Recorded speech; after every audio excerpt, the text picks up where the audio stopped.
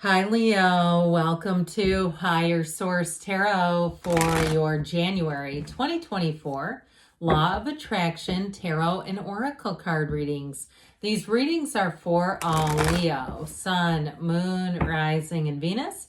Happy New Year to all of you. We'll start off with the money reading, then we will have a love reading.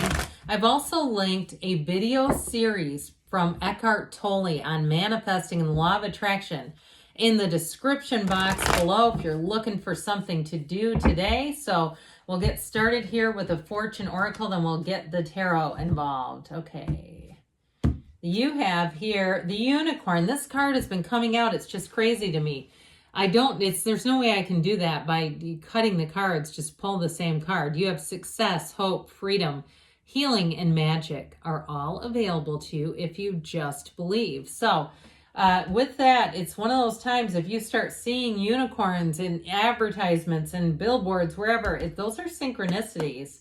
Okay, what advice do you have for Leo, Sun, Moon, Rising, and Venus to attract financial abundance and prosperity? What does Leo need to know about money, please? Now, if you don't mind hitting the like button, I sure do appreciate it. We will lay out the cards here. You have here the Page of Cups, Messenger, the Eight of Wands, more information coming in. Five of Pentacles moving on, and the advice you've got the Moon. There's something behind the scenes. I feel like you're going to move on to something here. You or maybe somebody around you too, if it's work or even a neighbor. But I do feel like if it's you moving on, people around you are going to be, it's going to be bittersweet. And especially too, if you've been wanting a job for a while, or even something where there's a transfer available with that Moon energy, relocation may be a part of the mix. So you have Pisces here. We've got fire, earth, and water as well. So this Page of Cups brings in law of attraction. He brings in an offer. And so I do feel like if you've been a bit restless and you've been searching, you've been trying to find something in terms of a job, or even in terms of housing too, I get it that way, moving on into something else. The pain pushes until the vision pulls. And even though the Five of Pentacles is bittersweet, it's still moving you forward. I do feel like though, people around you are going to feel a loss. I just feel like if you move on, there's something about that it doesn't hurt you, but there's a ripple effect to it. So you may find that people are shocked even, and especially if they thought you'd never make a move. But with the Eight of Wands, there's a similar energy with this to the Wheel of Fortune that catches people off guard. This is brace for change. And I'm telling you what, I feel like you are making the changes. It's you doing it. And so it's not changes that you won't see coming, it's changes that you're going to be making. So if you've been looking, or even if you haven't been looking, you may even get recruited for a job, or have something that seemingly falls into your lap where you say, I wasn't even trying to find this place. All of a sudden I started getting real estate advertisements, or advertisements for an apartment or something like that, even in another state. The algorithm is so crazy how it works sometimes. Sometimes it makes sense. Other times I swear the universe has a hand in it. But with this, it is expansion. Do know that with the Eight of Wands, this is always about making your life bigger, fuller, richer. And it brings in enterprise and growth. It brings in new opportunities. Now, with this Five of Pentacles, I do feel like if it's not you moving on, it's somebody around you that moves from your job. And it actually is it's gonna bring you more opportunities with the Moon being involved, because the Moon is all kinds of stuff taking place behind the scenes. So if it is you that's planning a move, I feel like they're saying, and it's not to be secretive, it's not to be dishonest, but look, you have to sometimes make things happen without advertising it all over, right? We do. Sometimes we do that. And so if it is something where you move on, especially if it's a big career change, I feel like with this, you're going to have people who will be sad by it, but they'll be happy for you. There's just that bittersweet mix, because I feel like you're starting a new phase in your life. And if you are in a relationship, you're not doing it alone, okay? You have somebody here with you. You have a companion that walks with you and walks forward with you. But this is knock and the door will open. Ask and it is given. So with the Moon energy, this is definitely a new cycle, bringing gifts, all that those droplets coming off of the moon. Those are called the yods or yods of the tarot, the first letter of the name of God in Hebrew. They are gifts ascending. So like I said, there's conversations happening that you don't hear and moves being made that you might not make yourself. But this is always about the universe plotting your path to happiness. So unless we resist it, we're going for it. So now we're going to have a, we don't really need to cut those. We're going to have an Abraham Hicks, Money and the Law of Attraction.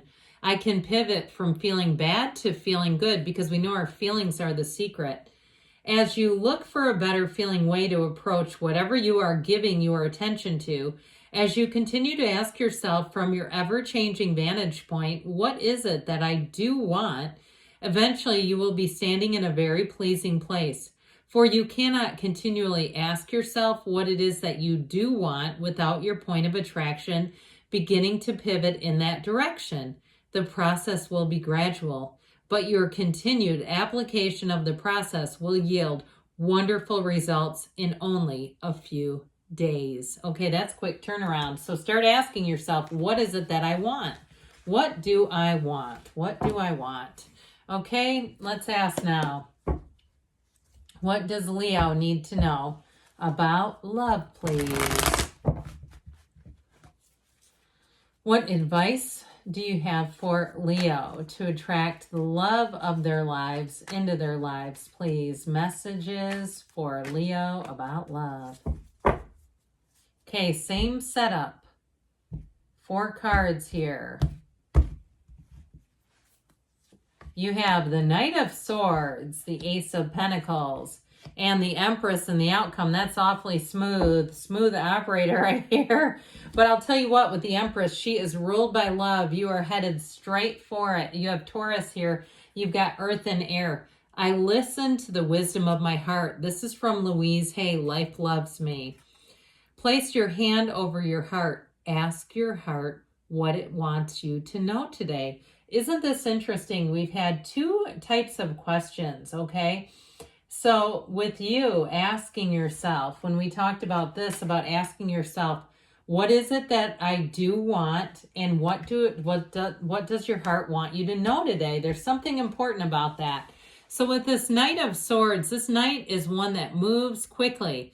Now, if you had a falling out with a relationship, or you had a turn of events with a relationship where you said, I just can't stay in this, and it ended things, or there was something dishonest about it and you just said, I can't stay in this. There's too much missing here. There's too many confusing pieces to try to sift through and navigate.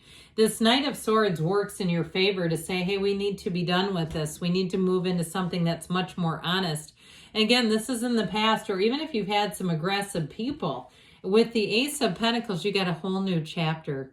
This isn't aggressive people. This is good people. This is having a person who wants a long-term relationship, and they're willing to invest in the relationship. It's somebody who has their act together, somebody who is in a similar place where you are, so that it's a level playing field. You're 2 people coming together in a relationship where there's not a big imbalance. I mean, sometimes we have a little bit of one person's a little more dominant, but this is not way out of sync where it's just too much. This is a nicely balanced relationship.